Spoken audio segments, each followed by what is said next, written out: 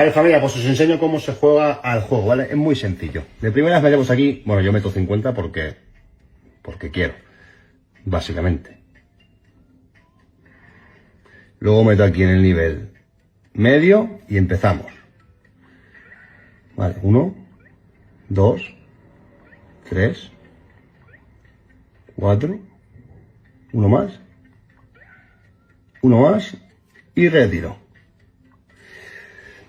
Es así de sencillo. Sí que es verdad que esta semana me ha ido un poquito peor y tengo de ganancia 587 que se puede ver aquí arriba.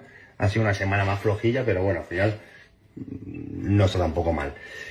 Como siempre os digo, voy a dejaros aquí el enlace, ¿vale? Donde tendréis 350 tiradas gratuitas. Si metéis entre 20 y 400 euros, se os duplicará, ¿vale? Así de fácil y así de sencillo. Cuidaros mucho y que paséis un feliz sábado.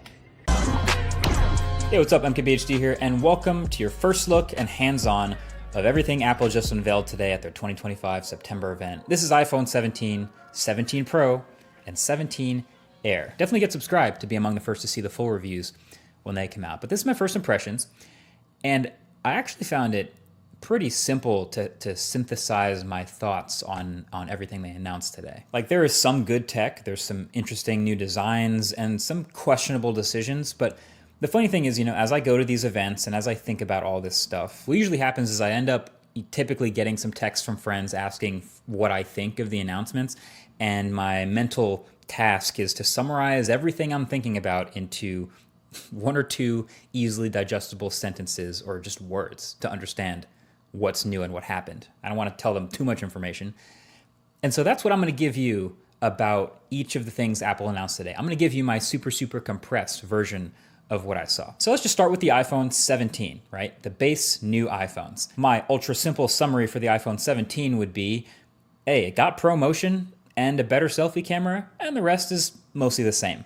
So the design is mostly unchanged other than the new colors, same screen sizes, same dimensions, same camera bump, same buttons and camera control, which they barely talked about.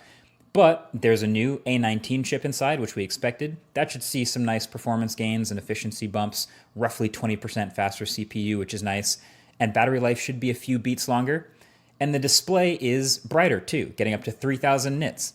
But this is the first time we are seeing a Pro-branded feature on a non-Pro iPhone, because every new iPhone across the range now has ProMotion. And it's the same ProMotion too. It's the adaptive 1 to 120 hertz.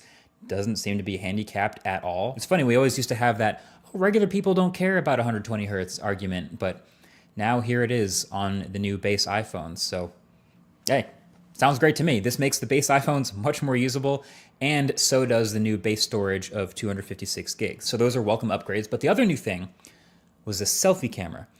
And it was funny, the keynote was pretty chill up until the point where they started to talk about this, and it was actually the loudest applause, and it was really tempting to make fun of it. But I actually do think this is really clever, because all these new iPhones have this massively upgraded selfie camera system. They're calling it Center Stage, but I actually think that kind of does a disservice, because the actual center stage on their laptops and stuff is kind of annoying. But what's happening is with these phones, they all have a larger 24 megapixel square selfie camera sensor. And so then when you go to take a selfie, the phone can take a regular vertical selfie, or can manually or even automatically take a horizontal selfie without you having to rotate the phone.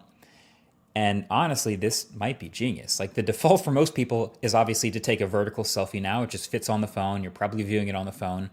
But if you go to take a horizontal selfie to fit more people, suddenly the camera lens is off to the side and it's a little bit less natural looking. So now, since the selfie camera is larger and a square, it can literally just crop an 18 megapixel selfie in portrait or landscape, and for videos or photos. I think it's great. It's very useful. It might be the biggest upgrade to the iPhone 17. So then there's the iPhone 17 Pro. And my quick friendly summary of the Pro phones is, hey, they got better zoom and more battery and orange. So the Pro iPhones actually look a little bit different. There's actually quite a bit going on here with this new design. First of all, there's only 3 colors: cosmic orange, deep blue, and silver. Really bumming me out that there's no black Pro phone. But then I remembered dbrand exists. Never mind. But then the thing that's going to catch everyone's eye on the back is the camera bar up at the top, which is what Apple keeps calling in their keynote a plateau. It kind of looks a little bit like the Pixel's visor, or frankly, what we've been seeing on a ton of other Android phones for years now, just a huge bar across the top of the back of the phone. But it's actually not just cameras in here.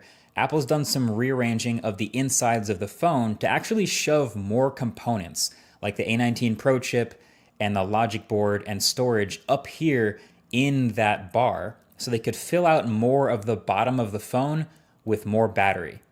And that approach is going to make even more sense in a little bit. But my first reaction to that is, oh yeah, great. That sounds like these Pro phones might actually come with a real substantial battery upgrade from last year, which is again very welcome. Now you might also notice some other little things like the millimeter wave antenna at the top of the phone and the ring around that plateau actually also being an antenna. But then the other new design element is that they actually switched back